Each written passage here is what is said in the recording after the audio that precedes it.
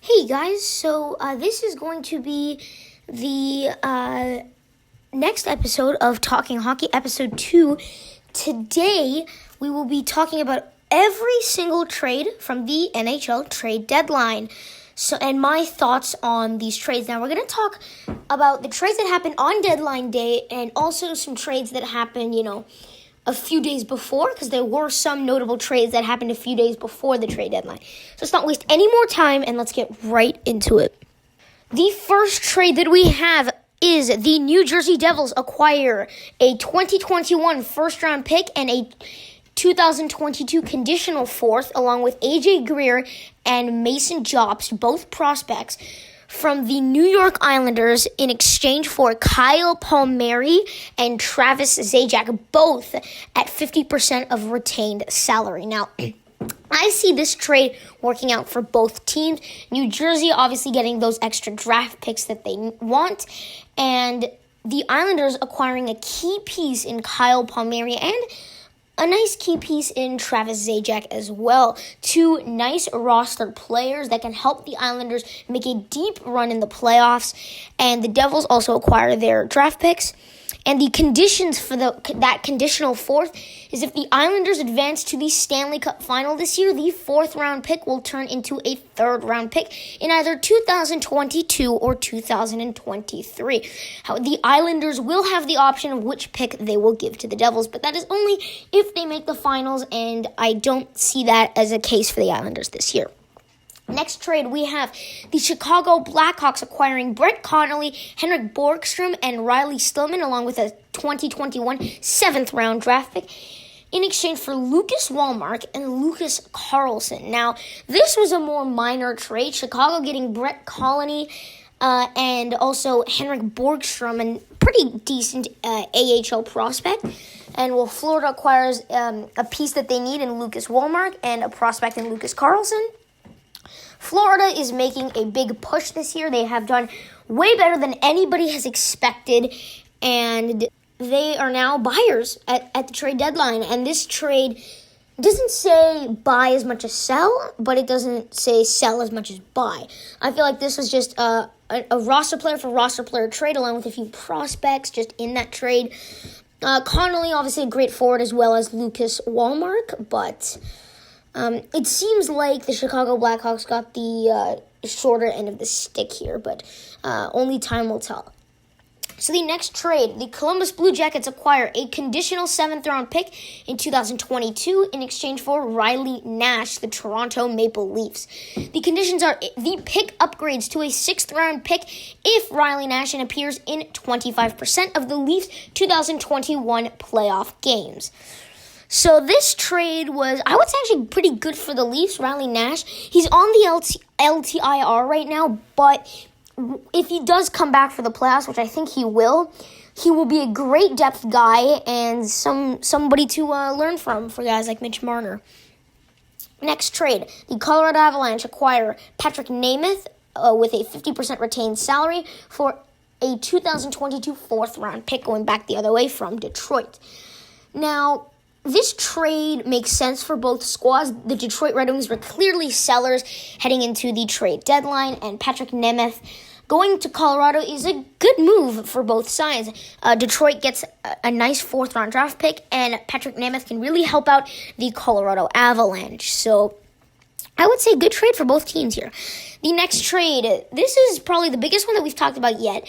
The Buffalo Sabres acquire a 2021 third-round pick in exchange for Brandon Montour going to Florida.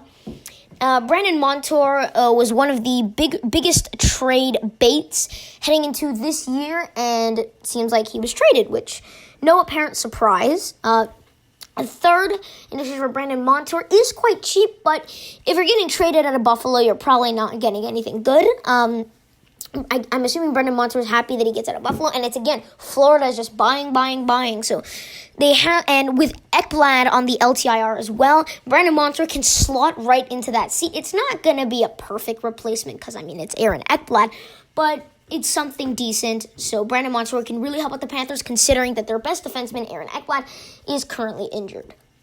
So the next trade, the Colorado Avalanche acquire Devin Dubnyk, and the San Jose Sharks acquire Greg Pateryn and a 2021 fifth-round pick.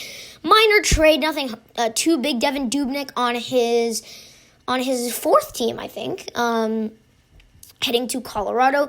Pavel Francouz on the LTIR leaves Grubauer and that empty backup spot, so Devin Dubnyk can slot right in there, giving the load off of Grubauer. Not that he needs it, because he's having a Vezina-worthy season this year. So some nice goaltending insurance for Colorado, and Greg Pateryn, a top 6 defenseman, can help out the Sharks.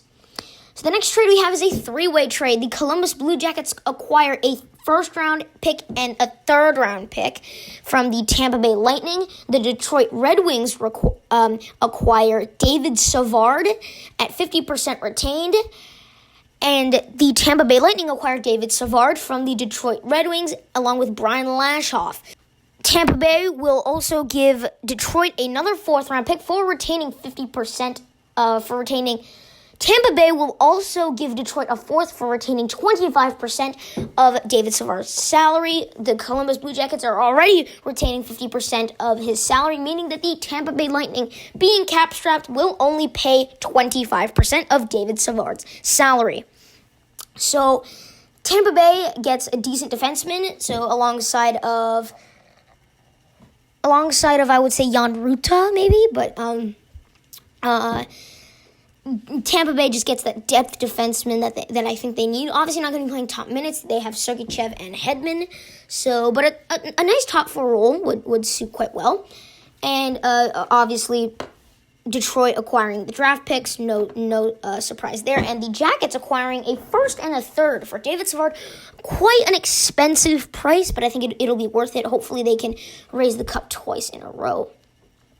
Next trade, the New Jersey Devils acquire Jonas Siegenthaler from the Washington Capitals in exchange for a 2021 conditional third-round pick. The conditions are: Arizona's draft pick is currently listed as conditional between Arizona and New Jersey. If the pick is not transferred to New Jersey, the third-round pick will be changed to New Jersey's 2021 third-round pick instead of Arizona's.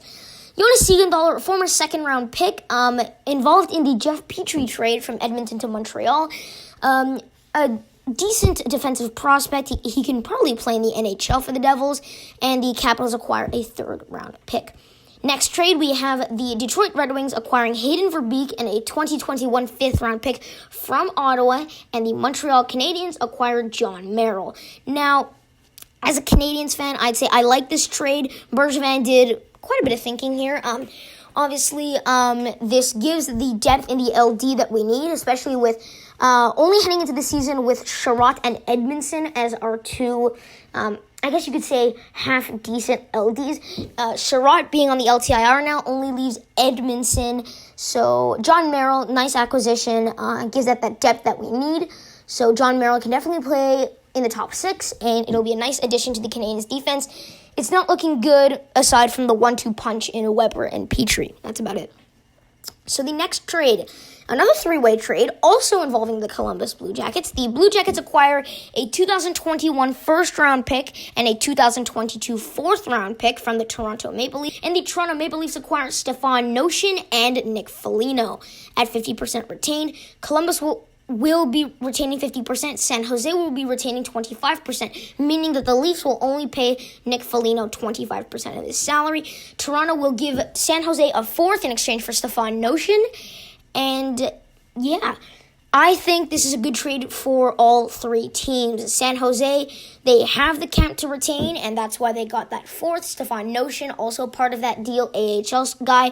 Nick Foligno gives the Toronto Maple Leafs that veteran shooting depth that they need. They have Galchenyuk on the first. Foligno can play on the second. Definitely a guy to learn from for young guys like Marner and Matthews.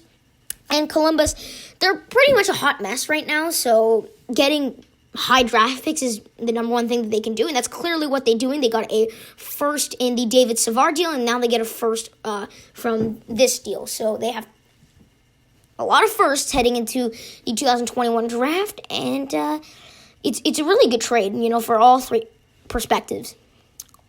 The next trade, we have the Calgary Flames acquiring a 2022 third-round pick from Toronto in exchange for David Rittich at 50% retained. Now, Toronto obviously going all in at this year's trade deadline, and this clearly proves it, acquiring Nick Foligno and David Rittich, with Jack Campbell doing extremely well and Anderson being on the LTIR. That frees up the cap space, meaning that David Rittich will come to Toronto for that depth goaltending insurance. Jack Campbell obviously on a hot streak right now, but that has to come to an end soon. So, and if he's feeling the pressure in the playoffs, David Rittich can really remove some of that pressure. So now they do have the depth goaltending aside from Freddie Anderson. And the Flames acquire a third, which is not bad. So, Toronto going all in, and hopefully they can win the cup. Or at least get past the second round, hopefully. So the next trade, another minor trade, the Islanders acquire Braden Coburn. The Senators acquire a 7th-round pick. Braden Coburn to the Isles, not that big of a trade, but still a nice top 6D for them, and Ottawa getting that 7th-round pick. Ottawa also being a seller at this year's trade deadline. This next trade also proves it, as the Boston Bruins acquire Mike Riley in exchange for a 2022 third-round pick. Mike Riley, veteran defenseman, he can give Boston that depth if they need it. Mike Riley has grown to something in Ottawa, and getting a third-round pick, pretty good. Fair play for the Ottawa Senators. I was expecting a 4th, let alone a 3rd. That's honestly quite good for both sides. Bruins getting that depth, and Ottawa getting their very much needed draft picks. Next trade, the Los Angeles Kings acquire a 2022 conditional third-round pick and a 2023 conditional fourth-round pick. The conditions on the third are if the third can upgrade to a second, if the Penguins can reach the 2021 Stanley Cup Final, and Jeff Carter plays in at least half of the games. The conditions for the 2023 fourth are the fourth can upgrade to a third if Carter plays in at least 50 games during the next season.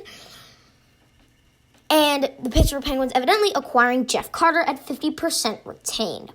So Jeff Carter going to the Penguins gives them that nice depth that they need. Los Angeles also being the sellers at this trade deadline, getting 2 decent draft picks, but they're both conditional, but they can both upgrade. So that is good for both sides, depth and draft picks. Basically what we've seen the whole trade deadline so far. Next trade. This is probably the biggest one in this whole video, biggest one of the whole trade deadline, basically. The Boston Bruins acquire Curtis Lazar and Taylor Hall at $4 million retained, so 50%, in exchange for Anders Bjork and a 2021 second-round pick. There were a bunch of mixed emotions for this trade, but I can certainly tell how Anders Bjork feels about this trade. Not so good. But for Taylor Hall, he's happy to get out of Buffalo. He had to waive a no-move clause. Boston getting Taylor Hall was quite expected.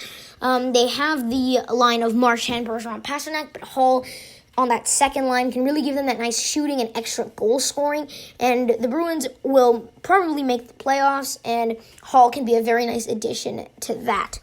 And the Sabres acquiring a second and Anders Bjork, pretty good. Bjork has really done nothing with the Bruins this year, and a second, not bad for somebody who wanted to get out of your city and has played like crap. But then again, he was also on the Buffalo Sabres, so it's a little understandable. Next trade, it's a 1-for-1. Blackhawks acquire Adam Gaudette. The Canucks acquire Matthew Highmore. Highmore, a prospect that's okay. I guess he still has some upside. And Adam Gaudette going to the Blackhawks. Gaudette was one of the bigger names on Vancouver's trade list, and they have gotten rid of him here. Adam Gaudette can give Blackhawks that nice solid depth, and Highmore prospect for the Canucks. So he might turn into something. We don't know. Next trade, the Edmonton Oilers acquired Dmitry Kulikov in exchange for a 2022 conditional fourth from New Jersey. The conditions are the 2022 fourth-round pick will upgrade to a third if the Oilers win a playoff round in the 2021 Stanley Cup playoffs. Now, I would think that the Jets would beat the Oilers if the playoffs started today, so the conditions might not be applied, but we don't know. Dmitry Kulikov, depth defenseman for the Oilers. The Oilers need defensemen right now. Oscar Klefbom is out for the season. They have Nurse leading the way. You have Nurse and Barry. Then you have the other 2 defensemen in Edmonton. I don't know. And Dmitry Kulikov can just add to that on the third pairing. So nice depth for the Oilers, and the Devils also being sellers at this year's trade deadline get their fourth-round pick. So our next trade is another biggie. The Calgary Flames acquire Emil Heinemann and a 2022 second-round pick in exchange for Sam Bennett and a 2022 sixth-round pick. Florida getting Sam Bennett. Bennett was clearly one of the guys that was going to get traded at this year's deadline. Not expecting him to go to Florida. Everybody thought that he was going to go to Toronto.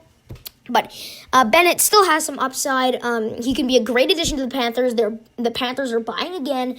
And they're giving up not that much. Heinemann was drafted in the second round, so they pretty much got 2 second-round draft picks for Sam Bennett.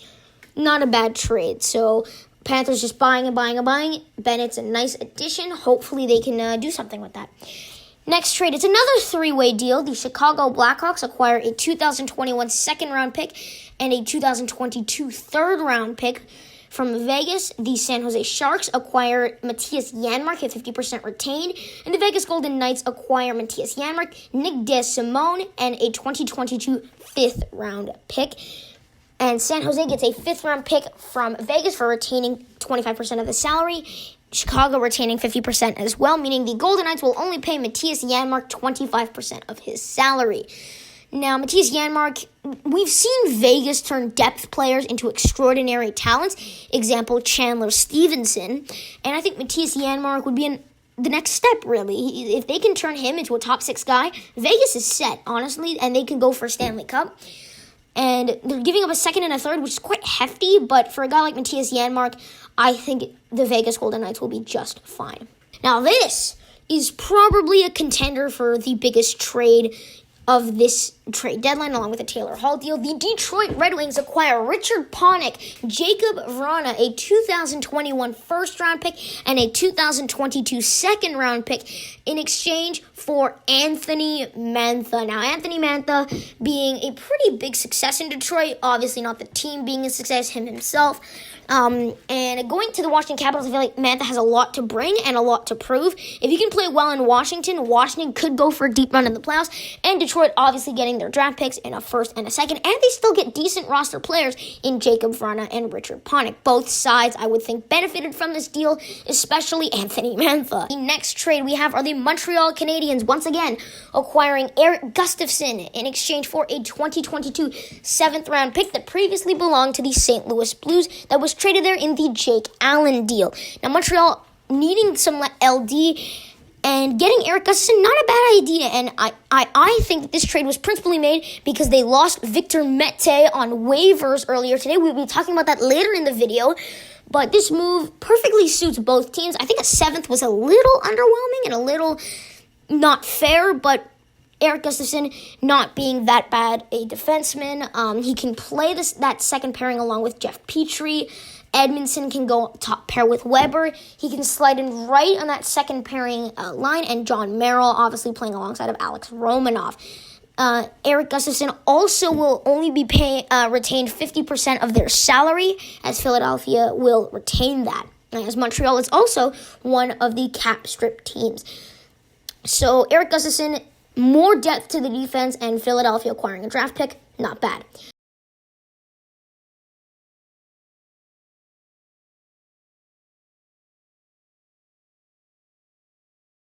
So that's it for the trades for this year's 2021 trade deadline. However, we are going to be talking about signings and waiver extensions. So let's get right into these signings. We have Alex Iafallo of the Los Angeles Kings. Iafallo looked like a big trade target for the Los Angeles Kings if they did not re-sign him to a new contract. Lots of teams were calling on Los Angeles to see their asking price for Iafallo, but it was revealed that they were closing in on a contract, and this is what they ended up agreeing on. It was a 4-year, $16 million contract extension at an average annual value of $4 million. Iafallo seems like a guy who should be making his money, and with $4 million, and with the cap space being quite limited this year, I think this is a good salary for a guy like Alex Iafallo. Playing on a weak team like Los Angeles, getting paid $4 million for his talents is quite fair. So I like the signing. And the last signing that we have, Scott Lawton signs a 5-year, $15 million contract with the Philadelphia Flyers with an AAV of $3 million. Now, Scott Lawton doing good on that fourth line in Philly. He's moved up to the third line before, and he's doing great. So $3 million seems like a good salary for Scott Lawton. So nothing much on that. And waiver claims, we also have 2 waiver claims. The first one saddens my heart, but Victor Mette was placed on waivers earlier today. And he was claimed by the Ottawa Senators, and I think it's best for both parties, as Montreal already has a bunch of depth defensemen, and there's really no space for Victor Mette on the lineup right now, especially in acquiring John Merrill and Eric Gustafsson. There really is no room for Victor Mette. He really needs to be playing in a top 4 position, or you can't really get much out of him. He is an offensively inclined defenseman that can contribute a lot offensively, and in Ottawa, I feel like he can get that chance, especially with them trading Eric Gustafsson. He can slide right into that spot as a top 4 defenseman. And they also sold Mike Riley, so he might get a top 4 role, and that's certainly what he deserves. So best of luck to him in Ottawa. I will miss him.